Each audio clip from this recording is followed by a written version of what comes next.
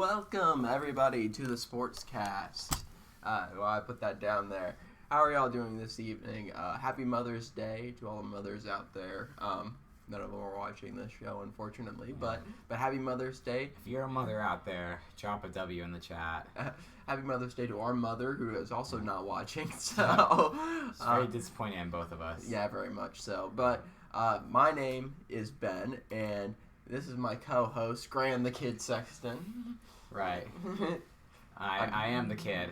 What is this in reference to? Ken Griffey Jr. I should have known that. Mm-hmm. So, and today we're here to discuss sports. Hopefully, I know I'm blowing with that name right there.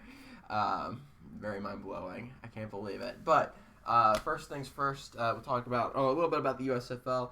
We don't really have any decided topics picked out today, so the world of sports is a little We're in kind of a dead zone for sports. Well, minus the NBA playoffs. Minus the NBA, which is one of the biggest playoffs of sports in general, but we're not big NBA people. Yeah, so we could probably give our 2 cents, but it would be the most terrible takes ever, which is not out of line for this show. So I will. I could make a take right now. What's your take, Granville? Surprise, surprise! Golden State Warriors are going to win it all. Would have been a hot take like a year or two ago, Granville, but Jordan Poole is amazing. You would say that as a Michigan fan, but it is true. But it is. I'll make this one statement. Jordan Poole should have won the Most Improved Player of the Year, not John Morant. It makes no sense that the Rookie of the Year wins the Most Improved Player of the Year next year. That makes no sense. That does make sense. Wait, no, it makes no sense. No, I'm saying your take makes sense. Oh, okay. But didn't John Morant was like 2 years since he's been in the league? He wasn't Rookie of the League last year. Besides the point, I mean, it's not like he's played bad or anything. I saw him in his last season in college, and I believe that was my junior year. So okay. So I've been 2 years ago. So this year is his junior year in NBA, which you could make the argument that if he had a down year last year, but he did it. I thought wasn't he injured last year? I don't believe he was that injured. He might have been off and on, but even still, he played fine when he was healthy. Welcome to the SportsCast, where we know nothing about the NBA. Yeah, we know nothing about anything. Pretty much, yes. But let's go into something that we do know a little bit about. Very, very minor bit. Well, he does. Knows very minor. I've tried to keep up the best of my ability. I wanted to. The USFL Week 4 has just wrapped. Dude, they wrapped? Huh? Oh yeah, When's their release album? When they dropping their mixtape? Yeah. I don't know. Davion Smith on dropping a diss track on Salad. Yeah, on Chicken Salad. Yeah. Dropping that diss track on Kirby Wilson. He's gonna get Eminem to help him out. Yeah. They're waiting for the Kanye collab. So. Right. That would be an interesting song to have Eminem and Kanye. Eminem and Kanye would be a very interesting, fever dream-like song. Yeah, because it's gonna be really fast with Eminem, and then Kanye is gonna slow it down. It's gonna be weird. Kanye would make it nonsensical, but Eminem would make it so practical at the same time. It would be a very weird song, definitely. Let's make it happen. Let's start a petition, Eminem, folks. Petition in the chat. Kanye. Eminem, Kanye, mix that together. You got Eminem in my Kanye West. Well, you got Kanye West in my Eminem. It makes a masterpiece. It's like chocolate and peanut butter. That's what I was going for. Yeah. Was that the Phineas and Ferb reference you were making, or was no? That, it's a reference to an old Reese's commercial. I'm too stuck on Phineas and Ferb. That is true. But it's a good thing we've moved to just chatting, ladies and gentlemen, because this is not sports. Well, let's get into sports here, Granville. So, first game of the week was your Michigan Panthers versus the Philadelphia Stars, and it's ended up with a 26-25 Michigan Panthers loss to the Stars. And the main thing about this game was Shea Patterson played terrible, which is as the usual. I never expected that. Yeah, not, after watching not things that I after watching expected. him 2 years in college, you didn't think that he would play out in pro football. Just wasn't expecting him to play bad, personally speaking. Well, are you talking about specifically this game or the league in general? Both. Okay. I thought he was going to be MVP. Hey, guess what? I thought Jeff Fisher was going to win Coach of the Year. You have now had your Johnny Manziel moment. Congratulations. That's what I get for being a homer. Hey, yeah. Okay, so Shea went 9 of 17 with 1 touchdown and 3 interceptions. 1 touchdown. You did have a touchdown. If you're looking specifically at touchdowns and turnovers, he did just as good as Kyle Sloter this week. So, but also Kyle Sloter threw for 400 yards too. So, how many picks did Kyle Sloter have? 3 picks. Oh, he did have 3 picks and a fumble. But he also one more turnover than. But he did throw a touchdown and 400 yards versus Shea Patterson's 60 yards, 67 yards. I was trying to under exaggerate. Yeah, over exaggerate. Yeah. How bad it was. But 67 yards. Exaggerate? What does that even mean? That doesn't...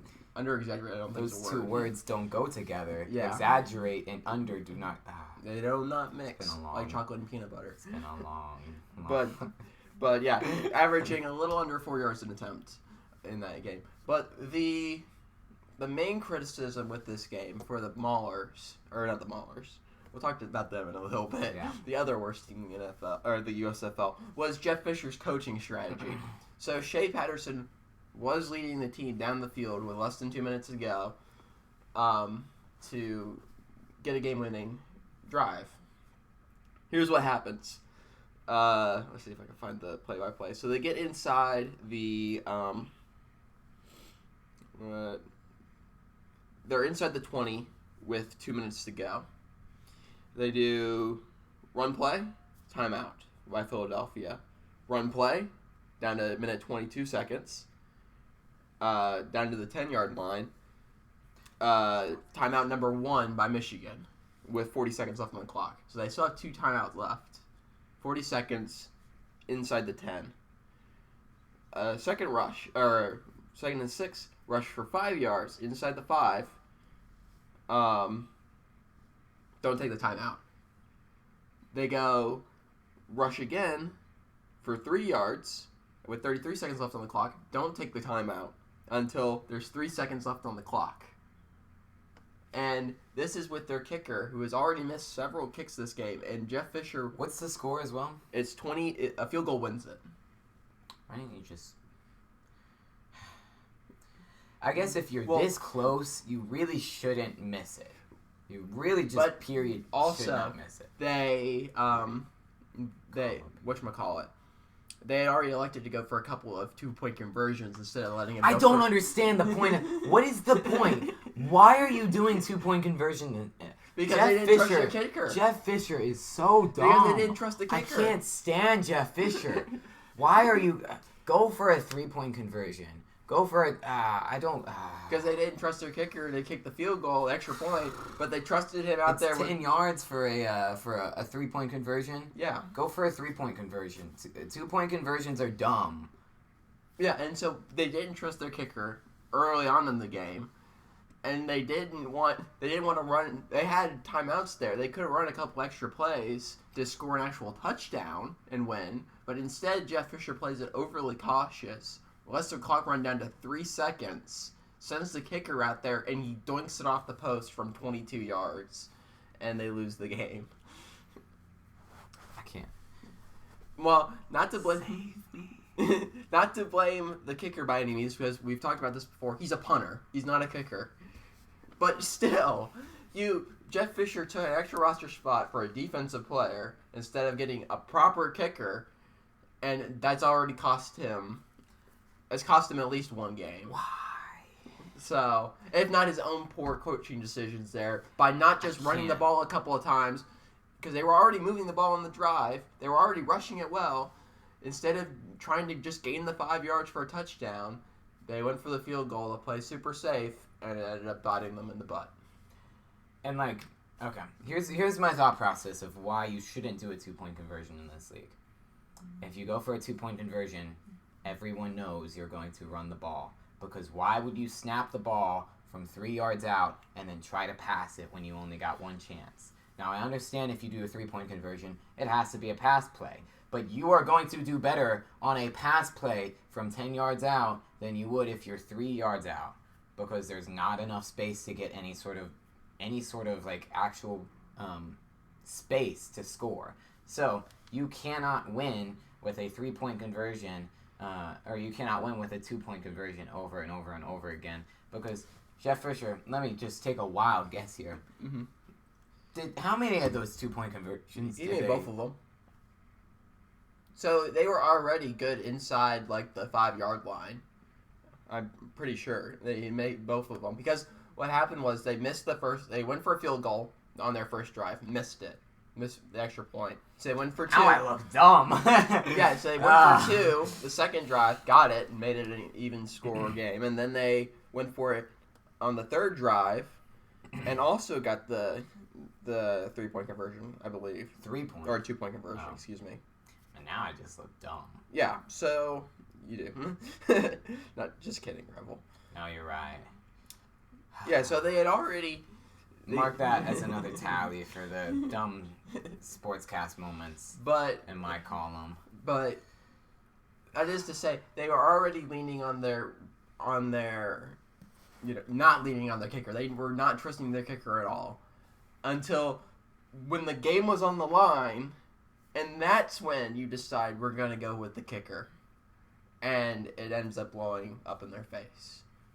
Kind of sad. It is very sad because they had 30 seconds left and 2 timeouts within the 5-yard line. I just don't understand Jeff Fisher. He's an enigma. That is somewhat true. The mustache it's his brains leaking out into his face. It's remind me to never be a fan of a team that Jeff Fisher coaches. I mean, that's why we're not Titans fans, right? So. When did Jeff Fisher stop coaching the Titans? Like 2010, 2011. Was it that long ago? Yeah. I swear he was still around when I first... Well, he was the coach of the Rams at that time. That's what it was. Because we had... yeah, he was the coach of the Rams from 2012 to 2016. And we had the other guy... We had, like, Mike Mularkey. Not Mike Mularkey. Yeah, Ken Wisenhunt. It was Mike Mularkey. And we had Dick... Ebersol? No, he's the Dick Vermeil, Hall of Fame defensive coordinator. Dick LeBeau. Yes, Dick LeBeau. That man was goated. I wish we still had him. I mean, the Titans are doing fine enough without Dick LeBeau as their defensive coordinator at the moment. But next game, in another somewhat garbage game. Pittsburgh Maulers followed 4-0, being beat by the New Jersey Generals 21-13. Not much to really say here about this game. It's the same. The Pittsburgh Maulers suck. Yeah, it's the same thing that we've been talking about with these two teams. Happen over and over again, and happen again this week. The Pittsburgh couldn't get anything going in the air. Kyle Lauletta didn't play all that bad. He went 15 of 32, but they didn't let him get into a rhythm. Which really hampered him, especially coming down to the wire. He's having to try to lead a game-winning drive when they're leaning a lot on their rushing attack, which isn't really working. And again, problem with the Generals is they have 2 QBs, and if you have 2 QBs, you don't have 1. So they played DeAndre Johnson as their starter. He was the starting quarterback today and played a majority of the snaps. But they still kept on bringing in Luis Perez. Perez went 9 of 10.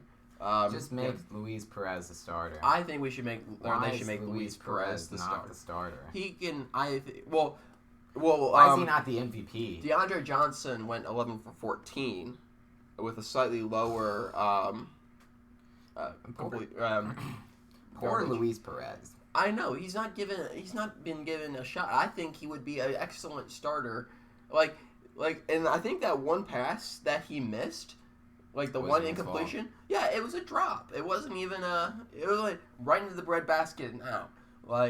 I think Perez played extremely well. But the problem is, and the problem that Mike Riley has is that DeAndre Johnson is a great runner. If he gets good with the arm, he can be really good in this league. But the problem is, if you're putting in Luis Perez for 10 snaps at least, then you're taking snaps away from DeAndre Johnson that he's going to need to trade one of them. I think they could. I know there's a couple of teams that would be desperately wanting quarterbacks. I think Luis Perez, Michigan Panthers ? Or the Pittsburgh Maulers. Can Jeff Fisher ruin Luis Perez? I don't know.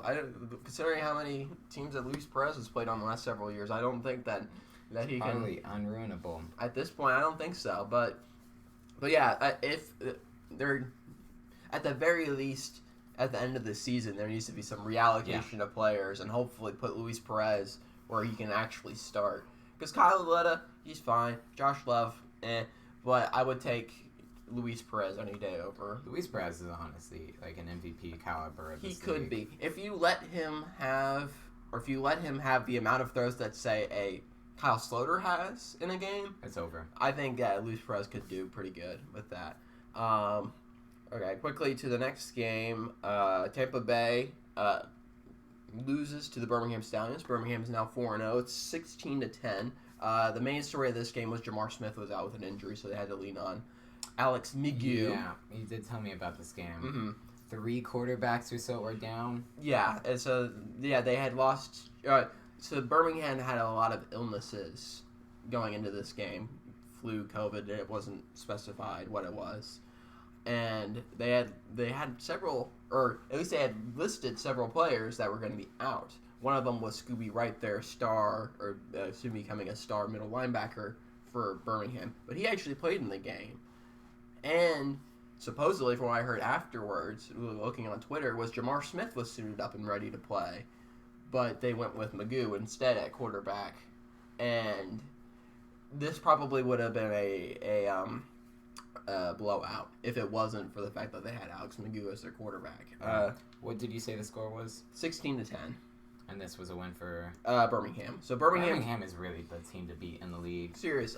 Yeah, it's them, and a little bit of bias. It's them and New Orleans are the two teams to beat. Have they played? They did play. And New Orleans won, correct? No, Birmingham won. But okay. They play again though. They will play again in week 8. That is the game. That's basically a preseason to. When they do the playoffs, how are they doing it? It's the top two teams in each division. Okay, so it's gonna determine who's the best team from the. Are they doing South and North or whatever? Yeah, so it's gonna be the South. Yeah, so yeah, definitely. At the very least, we'll probably end up getting Michigan Panthers. We'll end up getting a third rematch, or a second rematch, I should say, a third game between the Birmingham Stallions and New Orleans in the playoffs up in Canton. Potentially. We don't know. Wait. Who are they referring to as... Is Birmingham the North? No, they're both in the South. Right. So it's the two top teams in each division play each other. Yeah, and then it's...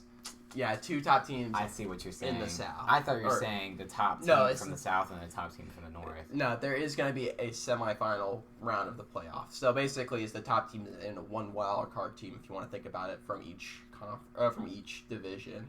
That's good to know. So you could very well end up seeing a third game between New Orleans and the Birmingham Stallions in the playoffs. Cold. If you want, I can turn on the heat. Ladies and gentlemen. For the first time, the heat is on. Oh my gosh. If we had highlights that we would post, this would be one of them. Yeah, seriously. But, yeah, and then finally, let's get on to the New Orleans Breakers here. They, wasn't a great game by the Breakers. But they ended up pulling out the win versus Houston Gamblers 23-16. As we kind of mentioned before, Kyle Sloter had a very up and down game. He had 4 turnovers, but he did also throw for 400 yards, which is by far the most that any quarterback has thrown in the USFL so far. And who is this against? Houston Gamblers. So they're at 1-3 at the moment. So Houston, Michigan Panthers, and Pittsburgh Maulers are probably the 3 worst in the league. Yes. I would probably say Pittsburgh Maulers are the worst, Oh, and yeah, the that's Michigan pretty easy. Panthers are the second worst. Mm-hmm. Which is pretty anti-biased because I'm a Michigan Panthers fan, and I'm saying that they're worse than the. Well, Gamblers. the one argument I saw made by somebody with a power ranking list was they actually placed the Philadelphia Stars, who are 2-2, lower than the Gamblers. Let me guess, they beat the Panthers and the Maulers. Yes, those were the two wins that the Stars have had, were the Panthers and the Maulers. So they said that the Gamblers have had a harder. That's a good argument. Have had a harder schedule so far. They've had to play both Birmingham and New Orleans so far. But in a power rankings, I wouldn't rank it like that because power rankings is how it's gone instead of how it will be. Mm-hmm. Well, if you're arguing about strength of schedule, basically, and the records don't or reflect more of the power or the strength of schedule than because maybe you could say that they look better in those losses versus the top teams versus the Stars who had better looking games. I will say that the person who made that power ranking is probably a smarter man than I am. Well, this is from a USFL memes page, so I wouldn't necessarily. I might actually take that back, rescind that statement. But but the only meme part of that was that they had the Dallas Cowboys ranked at number 9. I've looked for USFL pages on Instagram and I can't find any. There's probably not a lot. Yeah, I used to follow tons of AAF and XFL people. That was the only way I actually kept up with the AAF when it was a thing. Mm-hmm. That's the only reason why I know who Luis Perez is. But actually, if you want to be technical on or with regards of QBR, Clayton is actually really good. I know, that's why I bought it. But Clayton Thorson, technically, if you just look at QBR, outplayed Kyle Sloter in this game. How many yards did he pass for, though? 127. That's more than Shea Patterson. That is more than, it's twice as much as Shea Patterson. Yeah. But they did have one touchdown Clayton Thorson had one touchdown with no interceptions. How many incompletions? He went 14 of 26, so he had just a little bit over 500. Okay. Versus, Sloter completed 62% of his passes. It's just that a lot of them. What were the interceptions? Were they bad throws or were they drops? A couple of them were. It was a mixed bag. So one of them was a really bad throw. He was trying to throw. I guess he got confused on the route or something, and it was like a throw to the flat. But he literally threw it right into the cornerback's hands. There wasn't a guy within 5 yards of him. The fumble he had, he was trying to break the pocket, and he was looking like he was about to throw, and somebody knocked it out while he was about to throw. That's really bad for his stock when it comes to the end of the league.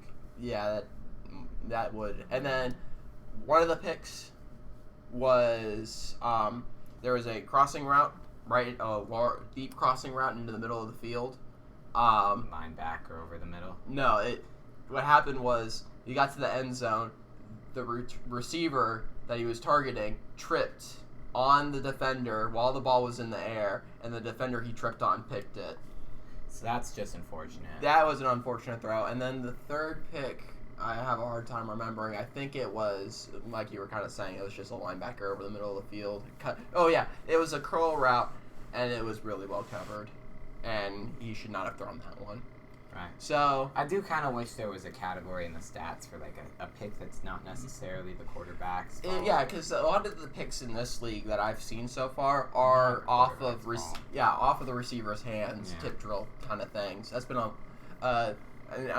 two of those were, or three of those turnovers were pretty much Sloter's fault. Yeah.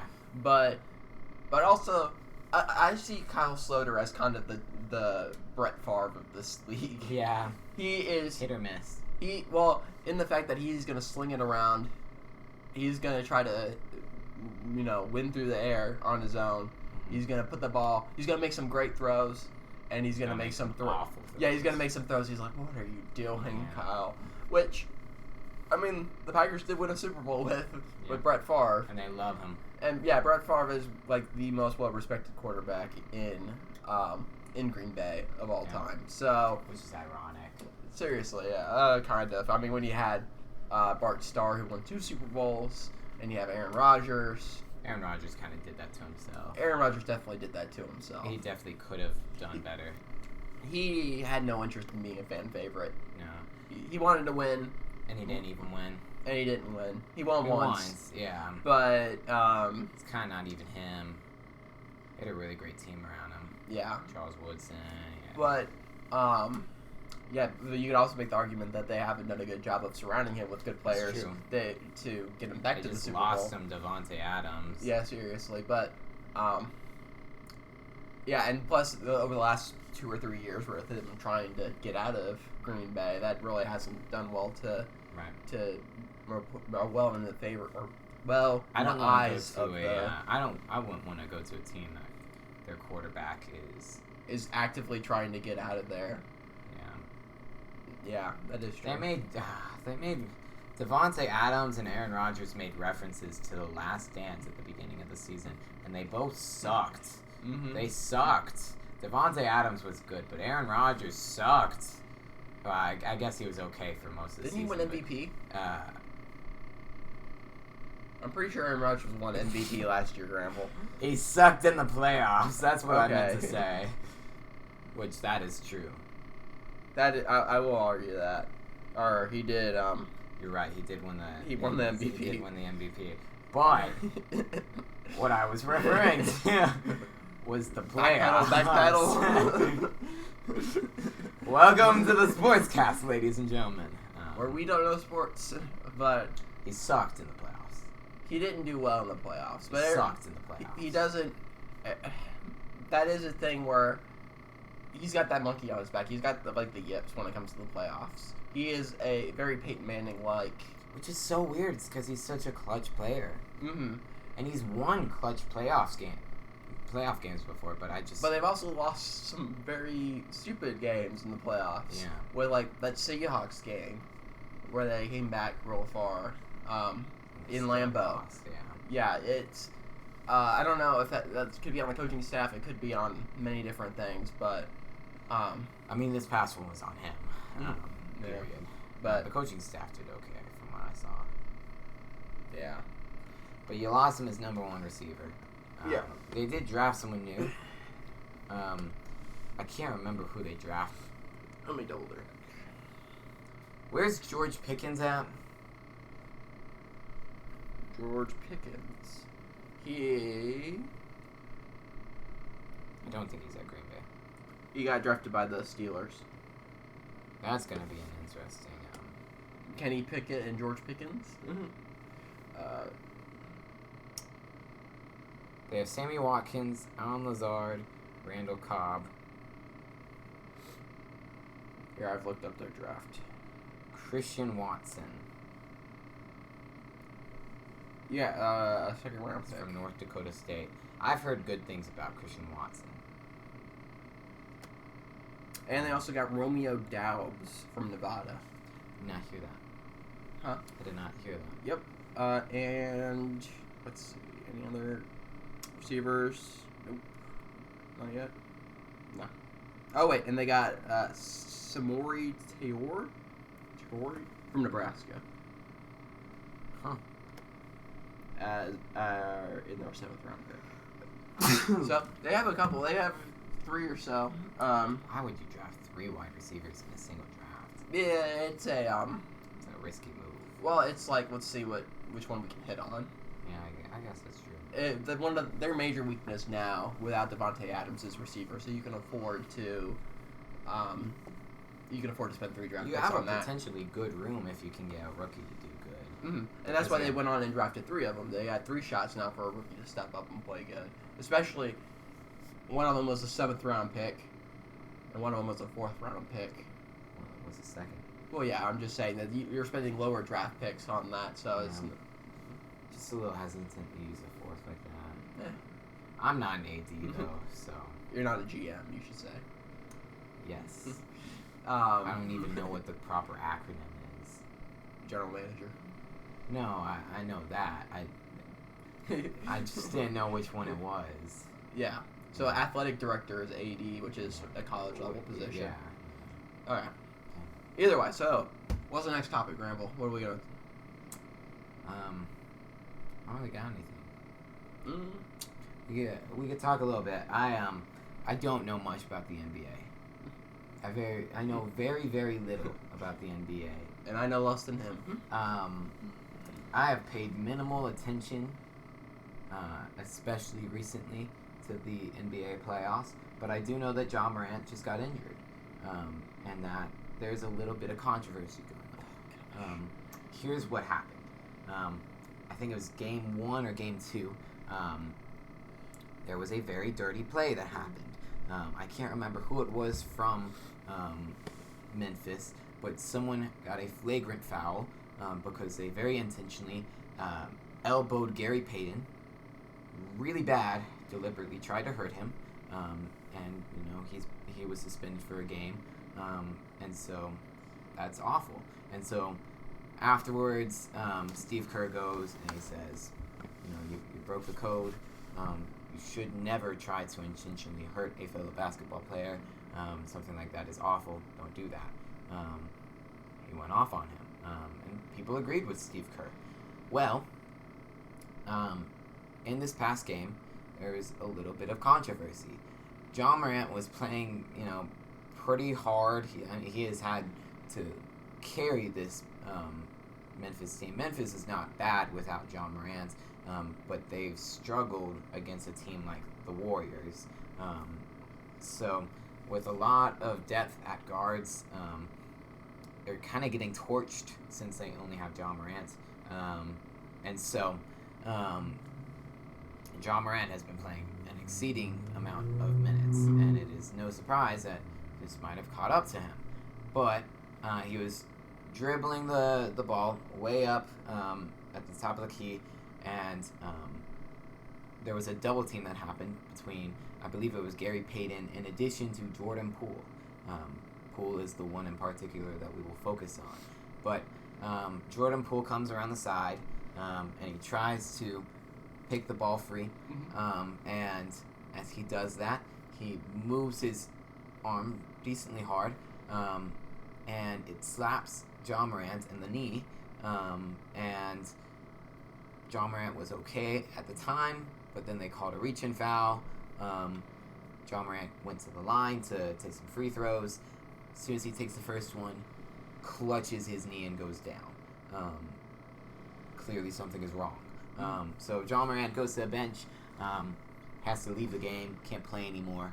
And right after the game, Ja Morant tweets out, in quotations, "Don't break the code," in reference to what Steve Kerr said during the Gary Payton incident. So Ja Morant was accusing Jordan Poole of deliberately trying to injure him. Jordan Poole obviously responded by saying, "What?" I was just gonna say, what's with former Michigan players and slapping people, Gramble? Any questions? Any answers there? Wisconsin had it coming. I think there's a pattern here that we might need to address. You should watch the play. Some people think that Jordan Poole was deliberate. I don't think he was, and in fact, the vast majority of people seem to disagree that it was pretty incidental. It wasn't or coincidental.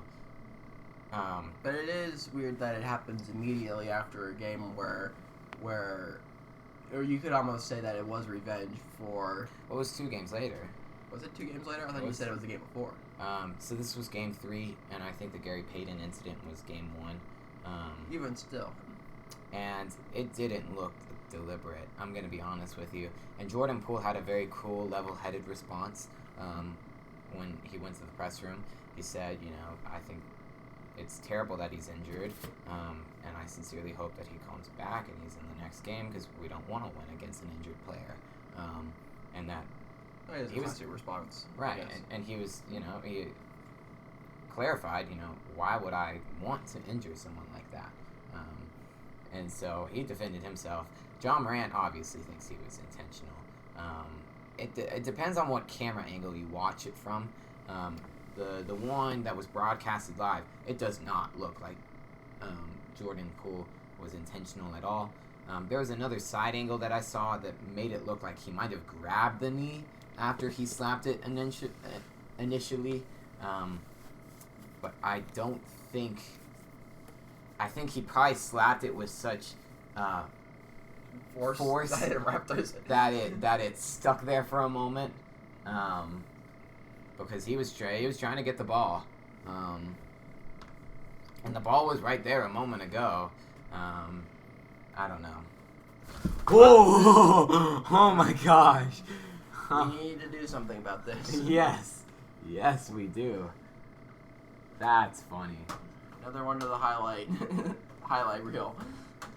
Now we got several things from tonight. Oh my God. It's amazing that I have such great hands. I'm gonna blind the audience. Yeah, give me a second. Sorry for the technical difficulties. We need a technical difficulties screen thing. It is I, Granville Sexton. Oh. No, I was looking backwards. Alright, put that thing back up there, Granville. We're not in spooky storytelling mode. Not the moment. No, this is a pretty scary story. Now you know all our tricks. Our lighting is just two lamps. Yeah. But we're very tilted. Whatever. It's this way. Yeah. It's gonna be as good as we can get at the moment. So, no, it's this way. Yeah, it's this way. But what was I gonna say? I have not seen the video of the incident. I cannot describe the intention there behind it. Here's another thing. Why is Ja Morant playing in his... this is super high minutes. He's probably in his 30s or 40s for the minutes. He was at 36. He was at 36. Why is he playing such heavy minutes when you're down 20 points in the fourth quarter? Take him out. That is kind of true. What's the point? This is the You're not going to win that game. That is kind of true. If you're going to have the chance to win the game, you have to have Ja Morant in it. If you want to win the series, you have to keep Ja Morant healthy. That is true. But here's the one thing I don't get about the NBA. I like college basketball. I like basketball in general. I don't like the NBA to a certain degree because of how easy it is to score in the league. I know there's a lot of people who like to see points get thrown up left and right.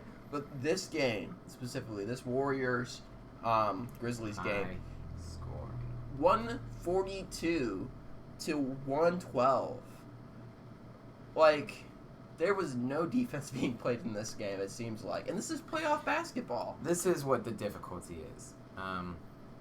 When you're in college basketball, you have amazing scorers, don't get me wrong, but you don't have such amazing scorers that they are so easily outweighing the defense. Because at some point, you're going to get to a point where you've reached your ceiling at defense, but you haven't reached your ceiling in offense.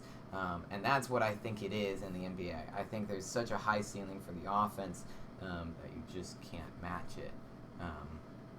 Now, that's a very casual take. Probably many smarter men before me have actually explained the reasoning behind why it's such high-scoring games. Well, I think also shot clock, and I think even the game length is different in the NBA. The game length is quite longer, I believe. So, but I don't know. It feels weird. I'm not a huge fan of like defensive football. I want to see points getting thrown up in football, but in basketball, if you're scoring 142 points in a game, I think that probably a little too much. It removes the impact of an individual score. In the game. Yeah, because you're an amazing player if you're 20, 30 points in basketball, in college basketball. But almost everybody on the floor, it seems like if you're scoring 142 points... If you're the best player on a team, you are scoring 30 points. Easily. Yeah. But, I don't know. Also on basketball discussion, let's switch over. This is a topic that I've discussed a little bit in the previous incarnation of the SportsCast that I would like to hear your input on. So, the WNBA. I'm not going to talk about the actual league itself. I'm going to talk about the league itself and not any actual players or anything. But, as we know... Huh? Sue Bird. Okay, that's one player. There you go. As we know, the WNBA is not incredibly popular. It's Yeah. I saw today it was a post by The Onion that was a picture of a WNBA player, and it said the caption was student upset to see teacher outside of the classroom. Oh man. So there's not a lot of money being funneled, or there is a lot of money being funneled into the WNBA. Not a lot of money being funneled out. Yeah, they're not making any money by any means. So there was one time on like the TNT show with Shaq and Shaq and Charles Barkley and all that, where they had a WNBA player on there, and Shaq came up with a great idea. One of the reasons why the NBA got so popular was dunking. Right. It was people, Does he want to lower the rim? Yes. I think lowering it down from 10 feet to 9 feet. I think it just makes it so... yes, I understand the thought process there. Unfortunately, that kind of like... How do you practice? You're a professional athlete. You should be able no, to... it's not that. It's just... I mean, you go to a normal basketball court, you're going to be playing on the same size as NBA courts. Yeah. You're not going to be playing the same size as college or women's courts. So if a woman goes to a normal court... Well, that just creates a reason to lower some of the hoops down to 9 feet for ladies. Yeah. But the reason I mostly bring this up is because the thing I've complained about in the past. Or here, let me touch on two things real quick. So, women's wrestling. I know you know more about wrestling, or we know more about wrestling than we do the NBA, unfortunately. Yeah. But women's wrestling within the last 5 years has become incredibly popular. It's actually good now. It's actually potentially it's the most popular portion of these shows, at least like the WWE shows. The women wrestlers have become as popular, if not more popular, than the men wrestlers, and for good reason. Yeah, exactly. But the reason they became that popular is because they were able to match. They were allowed to match what the men were doing. The same kind of moves, the same kind of storytelling, the same effort was put in for the women as the men. Because if you go look back at old wrestling, like before even 2015, the ladies, unfortunately enough, were... It was a sexualized thing. It was exactly. It was not wrestling. It was gross. It was gross. But they allowed the women to do what the men were doing, and they became popular. They became huge stars. And that's the argument I think is in favor of reducing the limit, because people don't necessarily want the same conditions, they want the same outcomes. And with basketball, it's sadly to say, and I don't want to sound sexist by any means, but physically, women are less, or not less athletically, they're less genetically gifted. Their athletic abilities have to do a lot with stamina, have to do with endurance. Women, long distance runners, routinely beat men super long distance runners, like ultra marathons. The women routinely do better at it than men, actually. Like over 100 miles.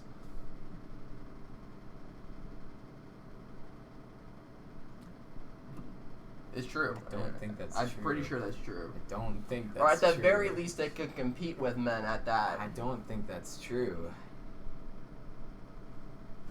And that's in the obscure case of unbelievably long distances, which is not the same case as NBA, because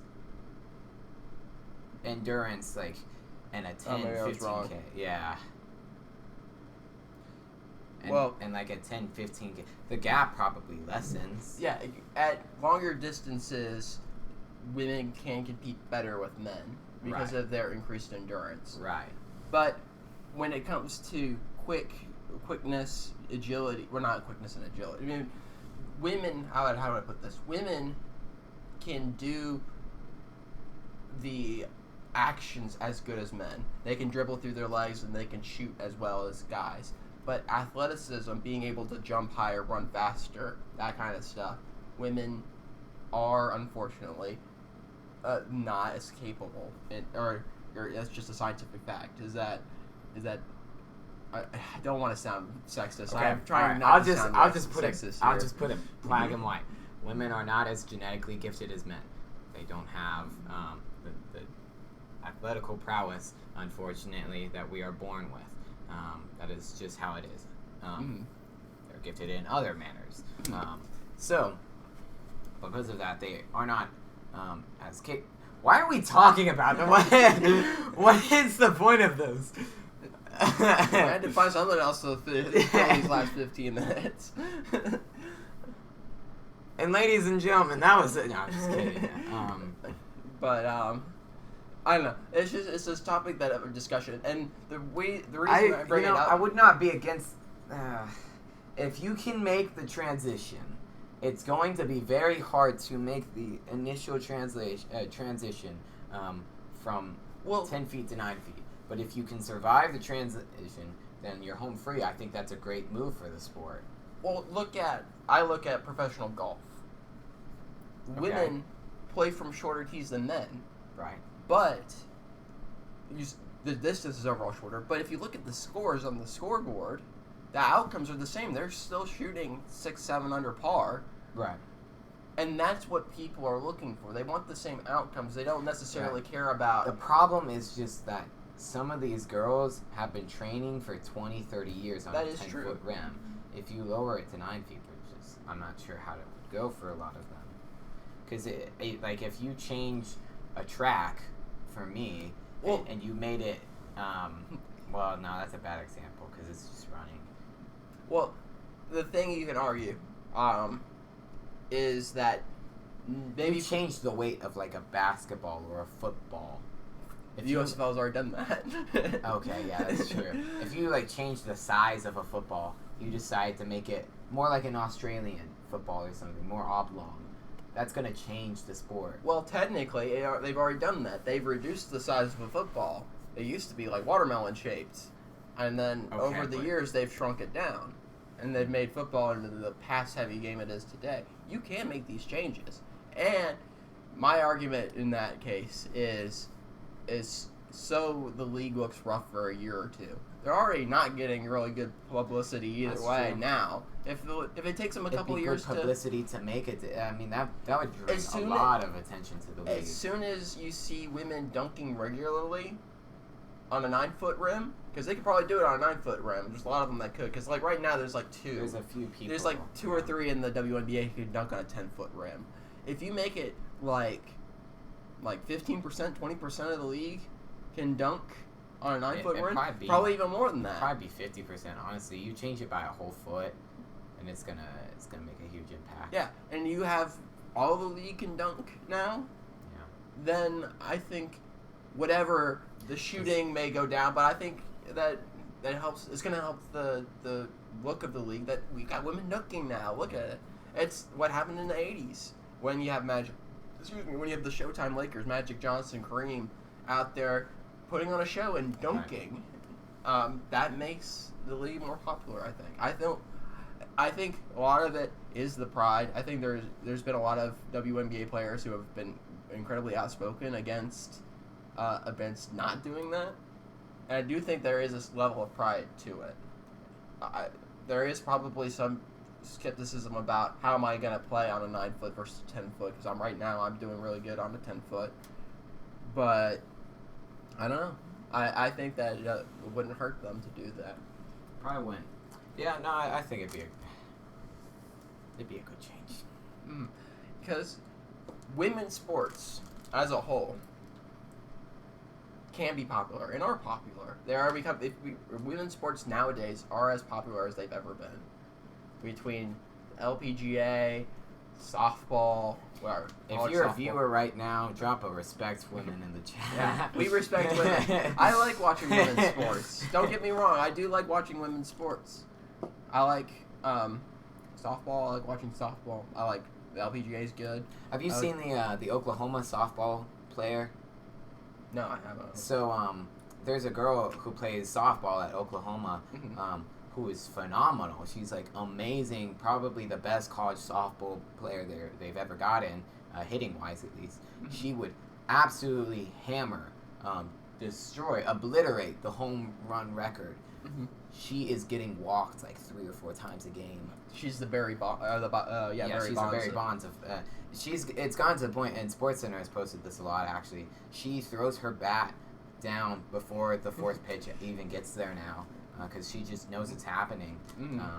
See, I am of the opinion that if somebody out there made a professional women's softball, if they put money into it, if they put more advertising and so forth, if they did a professional softball, they could make it to the level of the MLB. I think maybe not. I wouldn't say that level, but they can make it popular. They can make it survivable. If the ladies MLS can survive, I think that women's softball can thrive. Right. I will say the way it is set up right now is kind of crappy from what I've heard. I don't know much about it, but I hear it's set up country-wise. They have it set up in countries. And you don't have to be from the country to be on a team. That doesn't make sense. Yeah, so like there are a lot of, I believe there's a lot of American players on like the Mexico team. And I don't, look, I could be 100% wrong. I'm sincerely sorry if I am very wrong, but that's just the gossip that I've heard from softball players. But which I could be wrong about. If they could create a league, an upstart league, make it like the MLB, even do a USFL model, have 8 teams, evenly distributed around the country, have people buy in, and effectively pay their players, I think that women's softball could be a major league. How are you going to draw viewers in, though? Well, the same thing for that, or the way that the USFL does, just you have to go off of TV ratings. If you have 8 teams, that's the problem because it's more games. Right. It's you have like to the get problem that the XFL ran into was they wanted to get WWE viewers and NFL viewers, but instead they got people who only watch the WWE and the NFL, so they got like a small fraction of what they wanted.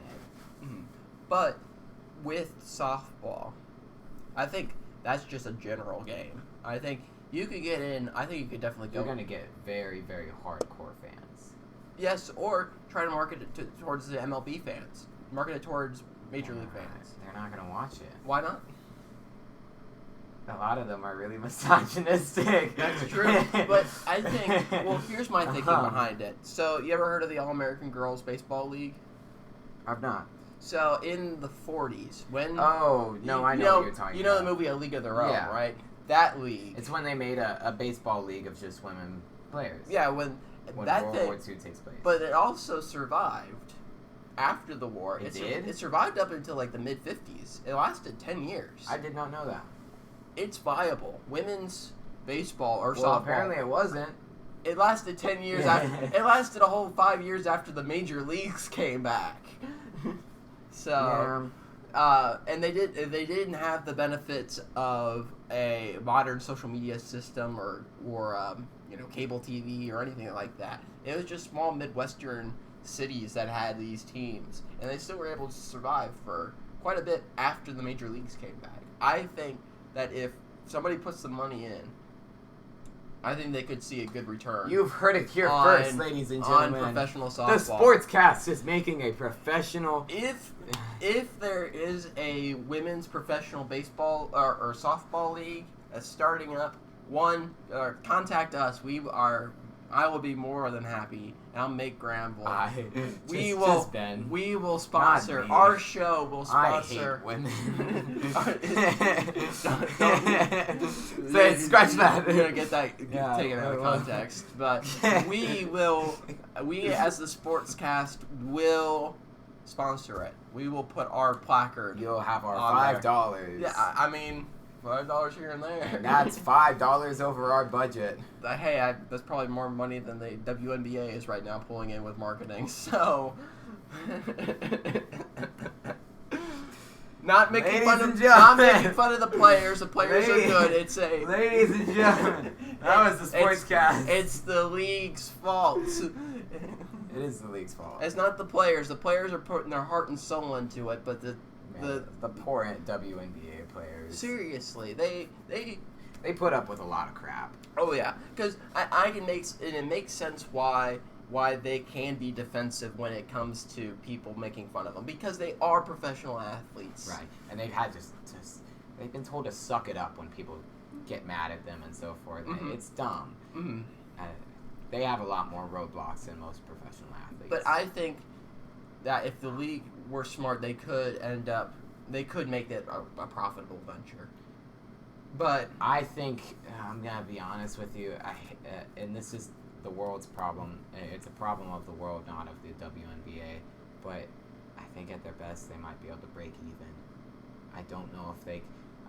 because the salary is a problem. Well, at the very least, if they could break even, I think they should try to get... Or if they did better, they could raise the standard of living for a WNBA player. Yeah. Because, I saw this stat last time I talked about this. It was Sue Bird makes who's the best player in the WNBA. She made $200,000 last year, or a year, versus. I thought she was retired. She might be retired. It was just the best WNBA player makes $200,000 a year, and LeBron James, who's the best NBA player, makes $38 million a year or whatever. Right. I think that at the very least, 9-foot rim, you can get the attendance up, you can get numbers up on TV, be able to sell better advertising licenses for that. You can get those players in the millions, I think. That's probably true. But well, I wouldn't say millions. You can get them. They can You might match. be able to get a player, or two. But overall, it would raise the level of, and also would raise the level of play in the league, because which gets more fans. Yeah, I think it can snowball if you get these players, or you need to do something to draw players in. To draw fans in. You need to do something to draw the fans in. And if you get more money involved, then more people are gonna get better. Because how many of the great women's college basketball players, how many of them decide not to go to the WNBA and just choose to go into a real life job? Or not to say that that's not a job, but to go to a practical job. A practical 9 to job. 5. Yeah, versus following their dreams and trying to play professional basketball. How many great players do we lose every year doing that? Yeah. And potentially, if we could draw more of them in, it becomes a snowballing effect. Yeah. Basically how the NBA was in the 70s and 80s. The more people tuned in, watched the games, the more people were playing, which created a greater talent pool, which led to better players coming in, which led to more money being made, which made more people want to play. It snowballs. Yeah. That same thing can happen with the WNBA, in my opinion. Yeah. Maybe not to the same level. It depends on how much marketing you want to put in and all that stuff. But it can happen. And I think it should happen. But I think it's a little... You'll have to take a little hit of the pride in order to move the rims down. But it has good implications. In the long run, in the next 5-year plan, it should help out the WNBA as a whole, as a league, and help the individual players. Because a lot of the problem you get is women players complaining about their salary and stuff like that. But that comes from a business sense. There's not a lot of people watching the product. But so instead of just complaining that they don't get paid as much money as the men players do, there should be some action that gets taken place. And that's not the actual women's fault, because they don't control the league. The owners of the teams, which are also the owners of the NBA teams, they need to do something to help raise the standard for the league as a whole. But the problem is the NBA owners don't really care about the WNBA. They are forced to pay in. It's an automatic loss on their sheet. That's what they view the WNBA as, which is not a right way to look at it. It's an opportunity, and at the very least, if you want to look at it just strictly from a business standpoint, you're missing out on 50% of the people in this country. Because there's a lot of women that would probably want to watch women basketball. Their fellow women play basketball at a high level and compete for championships. They're losing out on that market there. So why not do it? Yeah. That was a very unexpected topic tonight. Yeah, that's the one I usually keep in my back pocket when I don't have any other ideas. I don't know. But anyway, yeah. we are not women haters. We like women. Drop respect women. We respect women in that chat. Here, wait. I'll pull up Twitch right now. I'll do it myself. We do respect women, and hopefully you see we're not criticizing the players in this. We have a viewer out there. Thank you. Yeah, thank you for sitting through and respect women. Respects women. Yeah, and just so we're on the record on this, we are not degrading the women. No. We are not degrading the owners. We are definitely degrading the owners because they are not putting their players, their women. Not enough effort. Yeah, they're not putting them in the right position to succeed on this. Alrighty. Well, we should probably draw it to a close. Yeah, we'll end it there. So, thank you all for watching. We got a new schedule up here, up there. So we have SportsCast, should be at 7:30 on Sundays. Mm-hmm. We're now doing the SportsCast Presents, where we'll play some kind of video game, something or other. That will be 7:30 on Tuesday. All times are central. You can follow us on Instagram down here at the .sports.cast, or you can email us if you have a question. I really want there to be a section for answers, or we answer questions from listeners. Yeah. Unfortunately, we don't have enough listeners or watchers to have that, but please, if you're that one person who's out there watching, or you're watching on YouTube, please email us so we can have we want a discussion a dialogue between us and the listeners. Yeah. We are not here to grandstand and just rant on about the WNBA, the whole time. We want to talk with you. This is a community we're trying to build here, a community of 3 people. So thank you. Thank you, that one person. So, but please spread the news. Spread the word. Spread the news. Say, hey, we listened to this guy's on Instagram. And they're pretty okay, I guess. He didn't know that Aaron Rodgers won the MVP last year. And we're very educated. Yeah, but if you want, hopefully, a somewhat funny take on sports from people who don't know what they're talking about, you can follow us, or hit the follow button here on Twitch, if you're listening on Twitch. Yeah. Subscribe on YouTube. Follow us on Instagram. This is where we post a reminder, generally, that the show is about to begin. Email us if you have any questions. Tune back in on Tuesday. We're going to probably start a dynasty mode, or probably start up a proper dynasty for where we're going to rebuild something. Yeah, we need to work out a lot of we'll figure it out. Things right now. But we'll do that for you next time. So talk to you later. Thank you all for watching. Have a good evening. This has been the SportsCast. This has been the SportsCast.